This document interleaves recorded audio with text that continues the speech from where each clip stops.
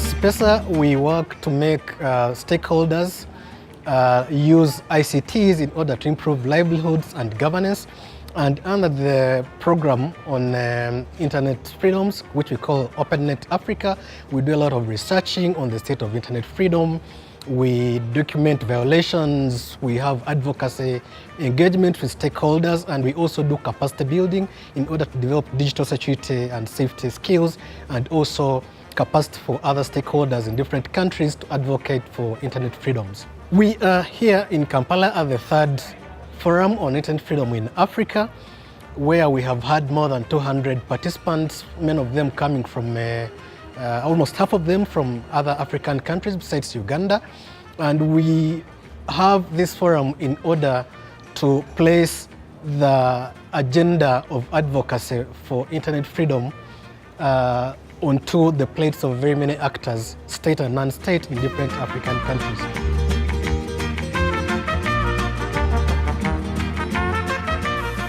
Whereas the internet is growing, applications are becoming more and more vibrant, the awareness is shrinking. So not so many people know what their rights are, and therefore I think that's an area that we need to pay attention to ensure that the users know what their rights are. We should not forget that there are fundamental problems in how internet business models operate from the perspective of some fundamental human rights. They enable human rights as well, so it's not a simple issue, but they also do violate rights in many ways, quite fundamentally, and privacy probably being one of them. What Facebook has done, and I know other companies are trying to do it as well, is to try and embed notice within the platform. So in Facebook, if you click things, it will give you notice within the platform. You can go to Help Center. And we spend a lot of time thinking about how that works, particularly in low bandwidth situations. So are people able to click through? And we spend a lot of time thinking about how many clicks do you need to get in order to get to information. We can always get better.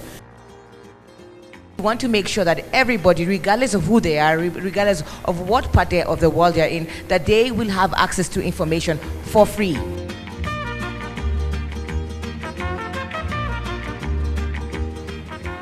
There are very many infrastructure projects that are going on right now, but what are some of the issues that we have to bear in mind? We collect prices on the cost of communications, and we've seen that the 1 gigabyte basket, the cheapest one in South Africa, is still $5.26 US. So it means that it costs $5.26 US to purchase 1 gigabyte of data. That, as you can understand, from a rural perspective, it's prohibitive. In the case of Kenya and the statistics that are cited by the Communications Authority, as much as we're told it's 87% in internet penetration, the fine print is actually that it's maybe up to 87% who may connect at least once in a month into the internet. When we look at people who actually actively buy data continuously, that number is only at 18%. The internet is one of the tools that would be able to propel that right to education.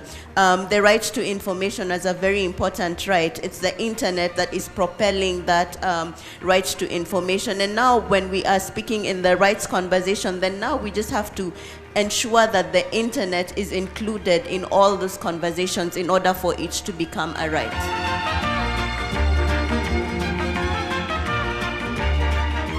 What do you think the impact of social media has been to you as mainstream journalists?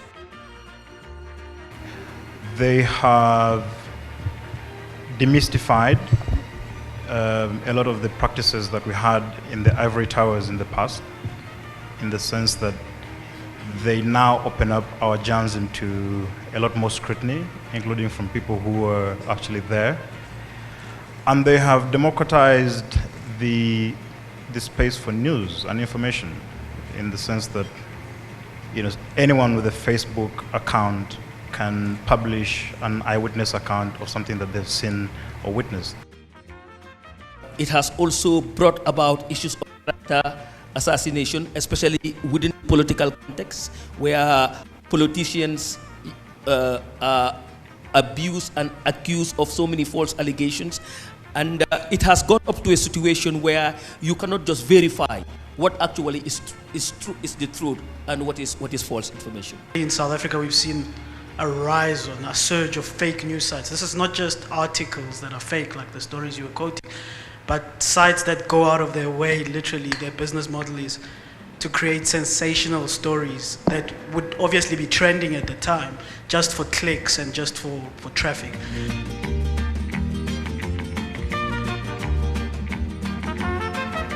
One of the things that I would like us to think about is how we diminish online violence, as if it's not as serious as offline violence, and yet it often has similar, if not even worse, implications to women. Issues that affect women and girls directly don't get the prominence that they deserve in the mainstream media. That access and power of men, we are seeing that it's translating online into women, that men can tell you that you don't go online because you're my wife, unless I have your password.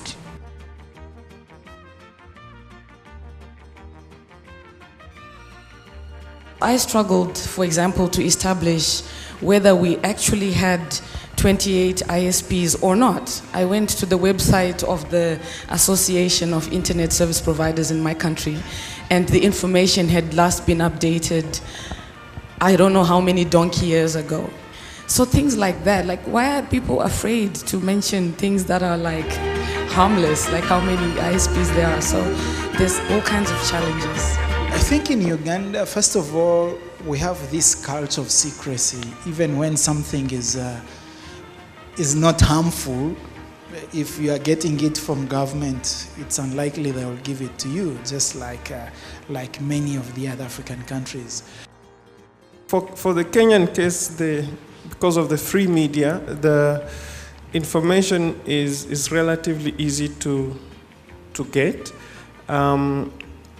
However, when you talk to government people, they're not so secretive, but perhaps they'll delay in responding to you. But more importantly, the incidences are already in the public space.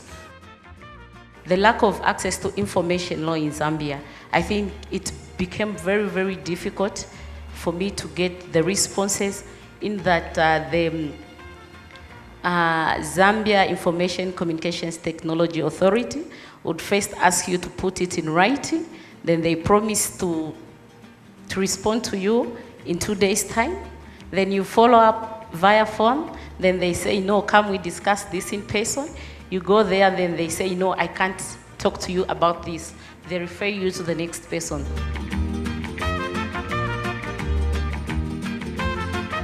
The first time we have experienced internet shutdown was in 2011. That was in December, prior to the result of the elections, general elections being announced. And at that time, the government was kind of don't want people to release the election results before the official announcement is being done. And so because they were expecting also a lot of protests from people in the country from different parties, they had to cut off the internet during a certain number of days. You have heard about some of the internet shutdowns which have been going on all over this continent and even in some other parts of the world.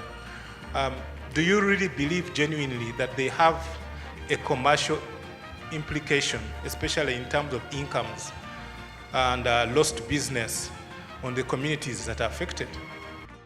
There are so many players that will be affected.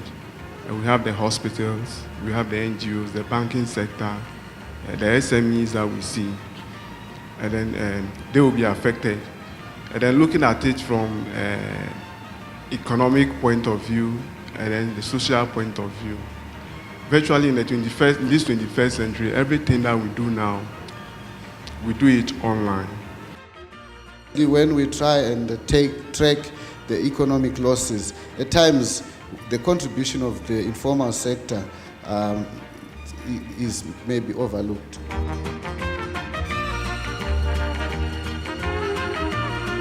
In what we are doing as the Uganda Police, we are creating awareness.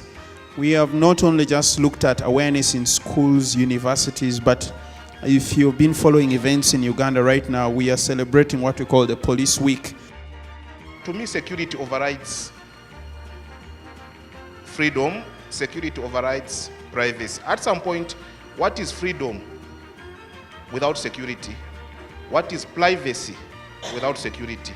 So every time governments come up with cybersecurity strategy and laws, in as much as we would want them to protect human rights, our citizens in Zambia do not even know the existence of the act because most of them are still offline.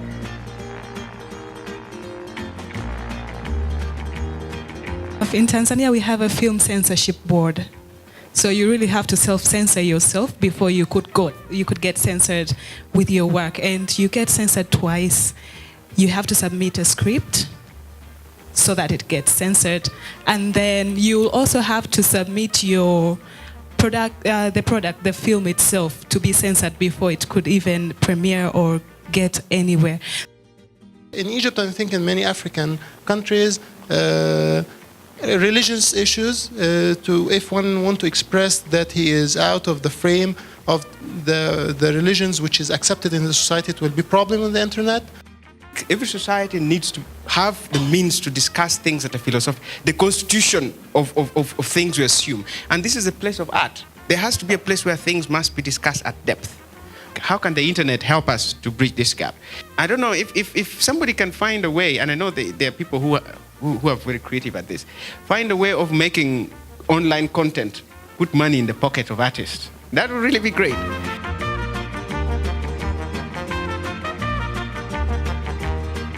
To date, governments still do not produce the budget data in an open format, so it's still 1,800 pages of PDF documents. If you're to ask any of us one location or platform or a site in Uganda where you can go and access the data, if you're to ask us what examples of people who are really using this data, in my humble opinion, I don't see that.